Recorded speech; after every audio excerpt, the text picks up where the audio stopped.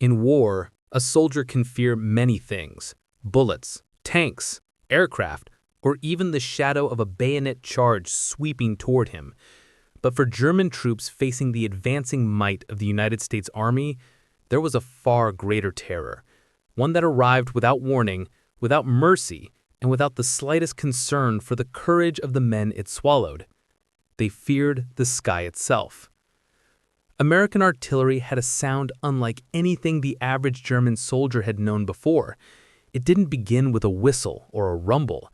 It began with a tremor, a strange, crawling vibration in the air, like the atmosphere itself was preparing to split open. Men on the front line would pause, instinctively, as if some ancient part of their brain recognized that the next few seconds would decide survival or destruction. Then it came. The thunder, the roar, the ripping of the heavens. A barrage of American shells would scream overhead, their voices twisting through the air, before slamming into the earth with a violence that felt less like an attack and more like a natural disaster. To the German soldier, it wasn't a weapon. It was an event, something so vast and overwhelming that no training, no courage, no discipline could prepare the mind for it. Veterans who survived battles in Russia, Africa, and the Balkans later admitted that nothing shook them like American artillery, not because it killed the most men, though it certainly did, but because of what it did to the human spirit. It made men feel small, helpless, irrelevant, as if their rifle, their training, their experience, their medals, none of it mattered when the earth beneath them erupted like a volcano. Imagine a dugout that once felt safe, thick logs overhead, sandbags stacked, rifles neatly placed in racks. Now imagine that safe place vibrating like a drum as the first shell lands dozens of yards away. Dirt filters down from the ceiling. The candles go out. Dust fills the lungs, and before you can breathe again, the next shell lands closer, shaking the structure like it's made of twigs. Outside, the forest flattens. Trees snap in half, branches become spears. Steel splinters spin through the air at 1,000 meters per second. The ground heaves like a storm-tossed sea, and you, a trained soldier, curl into yourself like a terrified child, because the world you knew is dissolving above your head. German reports from the Western Front often described American artillery as inhuman, unnatural, or a force beyond calculation. Many soldiers wrote in diaries that they feared artillery more than tanks or aircraft because tanks could be outmaneuvered and aircraft could be hidden from. But artillery? Artillery was everywhere and nowhere, always present yet impossible to predict. There was no heroism in facing it. There was no valor in resisting it. There was only survival, and even that depended more on luck than skill. The sound of incoming shells played tricks on the mind. Some men swore they could hear the shells searching for them, shifting direction, hunting their bodies like predators. Others said the explosions felt like giants stomping across the earth, getting closer with every step. Shock shell didn't come just from fear. It came from the feeling of being inside a collapsing universe. When a shell landed close enough, the shock wave didn't just rattle bones, it tore through nerves, organs, and senses. Men were often found after barrages alive but unresponsive, staring blankly, trembling violently, bleeding from the ears or nose. These weren't shrapnel wounds. This was psychological destruction, the invisible kind that could break a unit long before the infantry arrived. Even veteran German officers, hardened by years of combat, admitted privately that the sound of American barrages haunted them long after the war. One wrote years later that whenever thunder rolled across the sky, he felt his heart freeze, because his body could not forget what it meant to have the sky fall on you. And perhaps the most terrifying part? The silence, before and after the barrage. Before the shells arrived, the front line often felt unnaturally quiet. No birds, no wind, no voices. It was the calm before the storm, a moment when every man felt the weight of his own heartbeat, wondering if it would be his last peaceful breath. After the barrage, the silence felt even worse. It was not the silence of peace. It was the silence of shock. Broken trees, dead men, burning earth, and survivors too stunned to speak. That silence confirmed that something had been taken. Not land, not equipment, not strategic positions, but the mental strength that held an army together. And for many German soldiers, American artillery wasn't just a weapon of destruction. It was a weapon of despair. It made them feel defenseless, stripped of control, swallowed by a force that cared nothing for bravery or experience. And in war, when the mind breaks, the body soon follows. That is why German soldiers feared American artillery more than anything else. It wasn't the shells, it was the feeling that the sky itself had turned against them. To understand why German soldiers feared American artillery more than any other weapon in the war, you must first understand the force behind it. Not just the guns, but the vast industrial and logistical machine that kept those guns firing day and night across continents, in every season, in every weather, without pause and without running dry. For the German infantrymen, fighting the Americans felt like fighting a nation that had turned its entire economy into a single giant artillery battery aimed directly at them. While Germany relied on dwindling steel reserves, damaged railways, limited fuel, and overstretched production, the United States fought the war with the full power of an industrial empire. American factories could produce more artillery shells in 1 month than Germany could in half a year. Entire shiploads of ammunition crossed the Atlantic, filled trains, and were delivered straight to the front lines with a level of precision and speed the world had never seen before. To the German soldier, this translated into one terrifying reality. American guns never stopped firing. When a German battery ran low on shells, it fell silent. When American batteries ran low, trucks arrived in endless convoys, like veins pumping fresh blood into a beating heart. The United States did not just aim to support infantry. Its doctrine was simple and brutal. Artillery wins the battle, infantry occupies the ground. This idea shaped everything the Americans did. In Normandy, during the invasion of France, during the breakout across the countryside, during the priests rushing across roads in the Hürtgen forest, and during the cold chaos of the Battle of the Bulge, American artillery spoke first and last. German soldiers often felt like every skirmish, every patrol, every defensive line began with a barrage.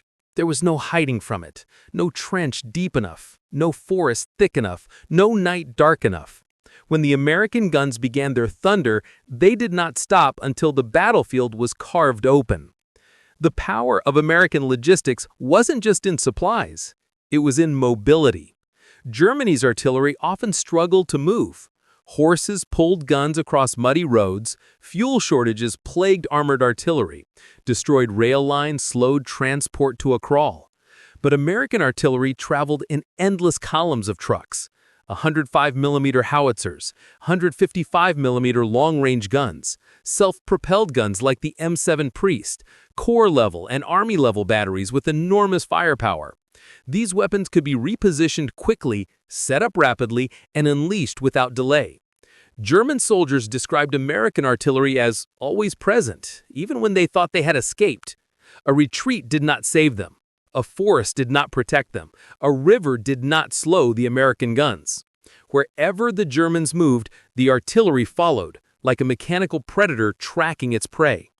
And when the Germans tried to counterfire, to silence the American guns, they faced another disadvantage: American counter-battery radar. This technology allowed U.S. forces to track the exact origin of incoming German shells and launch a retaliatory barrage within minutes. German batteries that fired even the few rounds often found themselves under a sudden and devastating American response. The German soldier quickly learned a brutal truth. To fire was to reveal himself. To reveal himself was to invite annihilation. So in many battles, German artillery fell silent, not because they lacked guns, but because they feared the thunder that answered their own. But the most demoralizing part was not the speed or the intensity. It was the scale.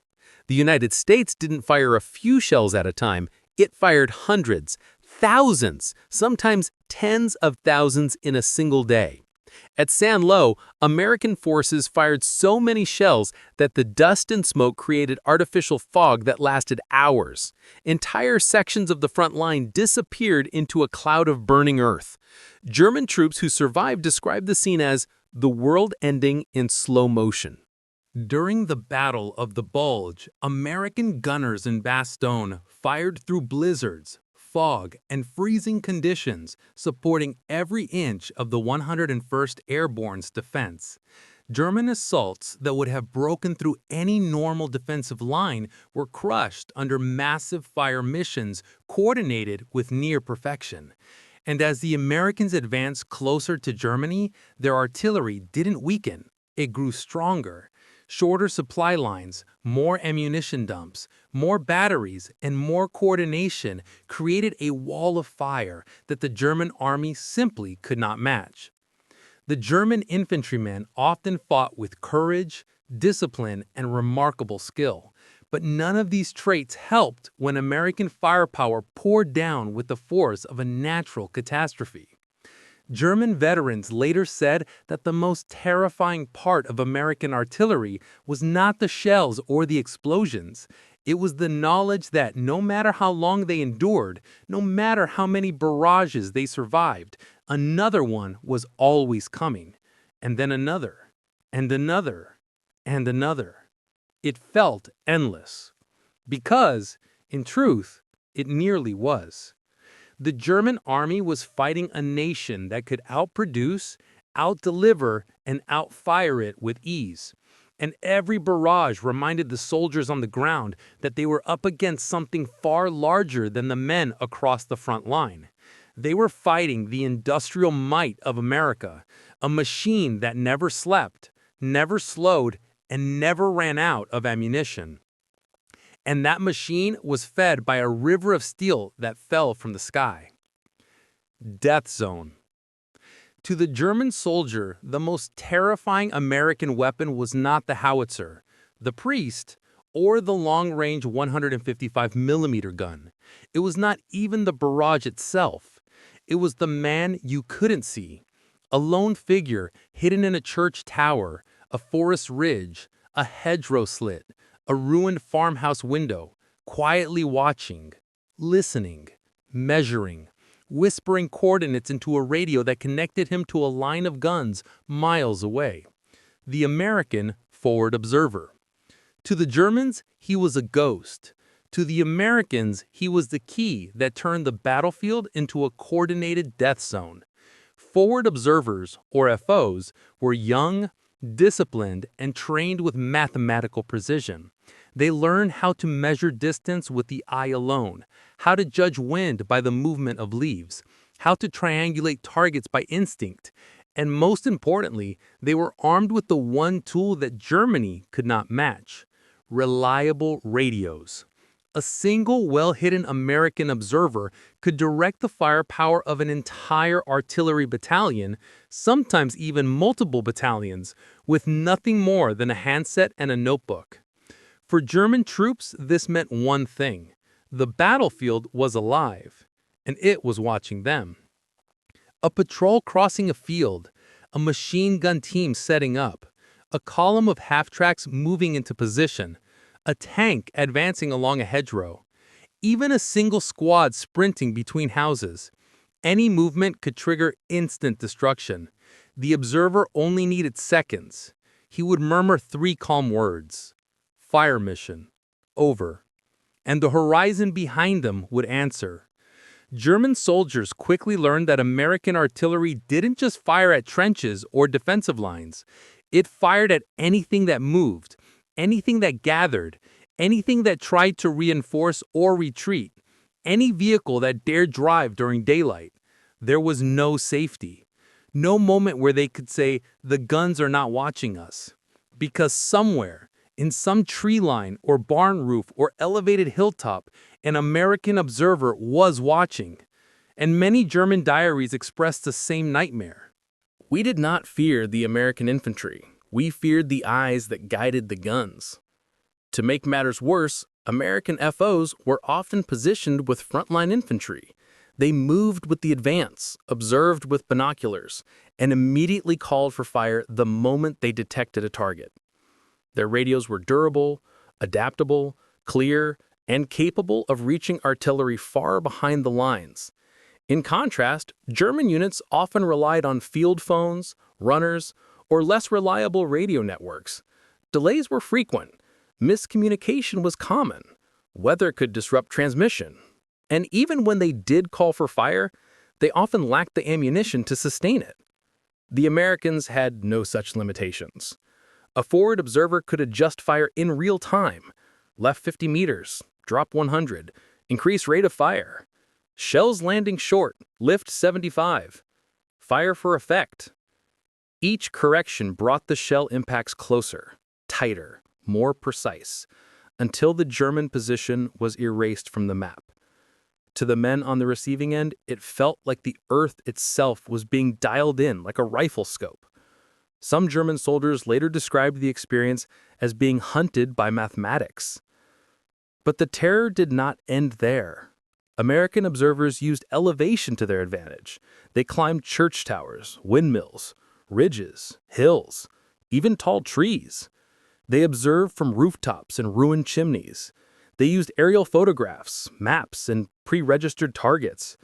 If the observer spotted a position once, he could call fire on that exact location again at any moment, with frightening accuracy.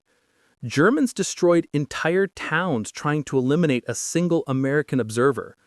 Sometimes it worked. Most of the time, it didn't. Because there was always another one, and another. Forward observers were everywhere. Some moved at night.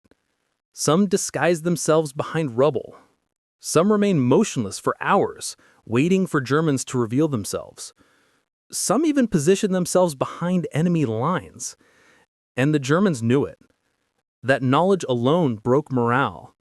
A soldier could lie still in a trench, heart hammering, knowing that somewhere out there a pair of American eyes might be studying him, might be writing down coordinates, might be whispering into a radio right now. He couldn't see the observer. He couldn't shoot the observer. He couldn't escape the observer. All he could do was hope. Hope that he wasn't the one being targeted. American observers were feared for another reason. They were precise. Their calculations were exact. Their calls were consistent. They rarely made mistakes. To a German soldier, this meant that American artillery wasn't random chaos. It wasn't blind destruction. It was targeted, controlled, scientific, predatory. You weren't just hit. You were found. And that is why German troops hated American artillery so deeply, because the shell that killed you wasn't fired blindly. It wasn't luck. It wasn't chance. It was the final link in a chain that began with a single invisible observer whispering your death sentence through a radio. German soldiers learned very quickly that American artillery wasn't just powerful, it was everywhere. No matter where they hid, no matter how far they moved, the shells followed them like a shadow that never lifted. In the hedgerows of Normandy, they tried to bury themselves under thick earthen walls, believing the ancient farmland would shield them. But the shells still found them. The ground would erupt behind them, beside them, or directly above them, sending mud, metal, and shrapnel deep into the narrow lanes they thought were safe. The moment a German unit tried to regroup or reorganize, another precise barrage would fall. Many soldiers said it felt like running from a storm that kept changing direction to chase them. In the forest of the Ardennes, they believed the tall trees would offer protection. Instead, it became even worse. American artillery crews learned to fire air bursts, shells timed to explode not on the ground, but just above the tree line. The result was a rain of burning shrapnel, broken bark, steel fragments and splinters that tore through helmets and bodies. German troops described it as the forest turning against them. Wind, snow, and silence would be shattered by a single whistle, then a bright flash overhead. Soldiers who survived said they would never forget the sound of tree trunks splitting under the blast, or the sight of the canopy raining death. In towns and villages across France and Belgium, Even stone walls and basements did little to protect them.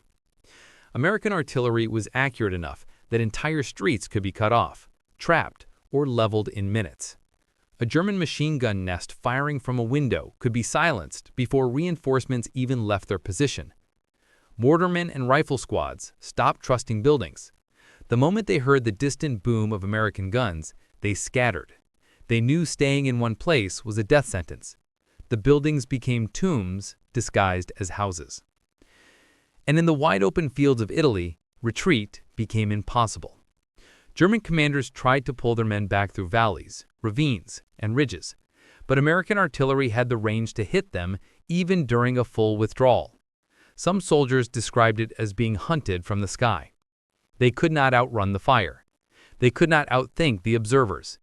Every ridge, every bend in the trail, every open stretch felt like a trap. The moment boots touched open ground, the barrage began again.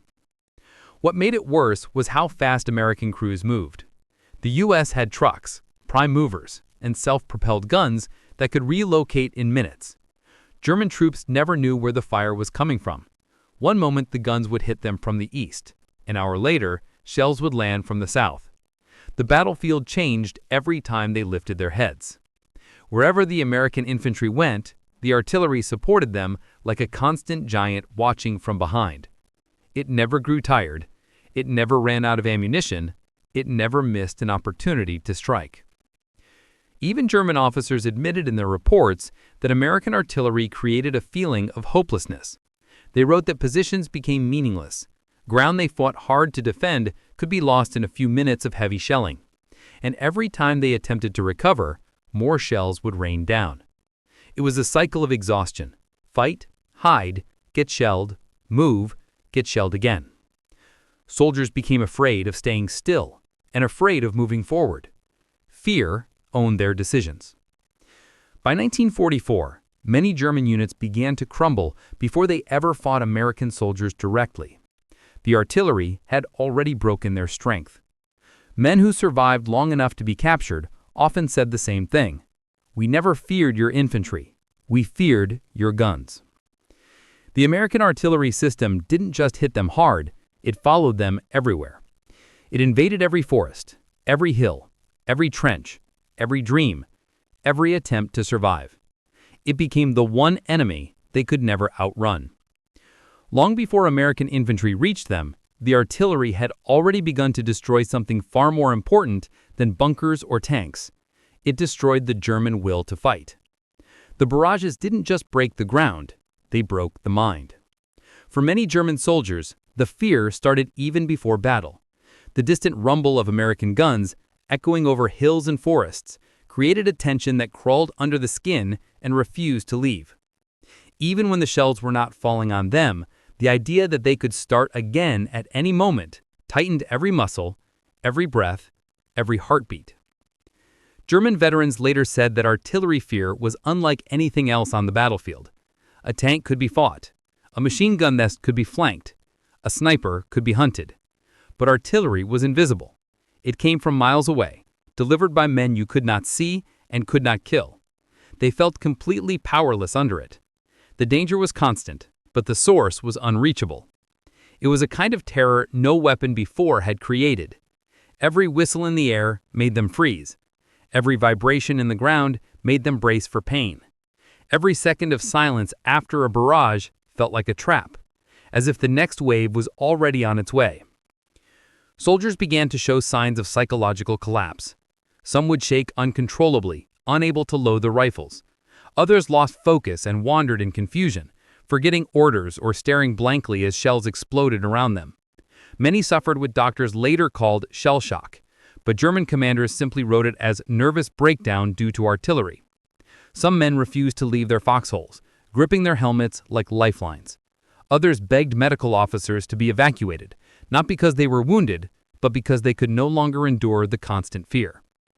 Even elite German units felt this pressure. Paratroopers, Panzer Grenadiers, and veterans of the Eastern Front all reported that American artillery was something different, faster, heavier, more coordinated, and more relentless than anything they had faced. They said the worst part wasn't the destruction itself, it was the waiting. waiting for the next shell, waiting for the next explosion, waiting for a blast that might land 1 meter away.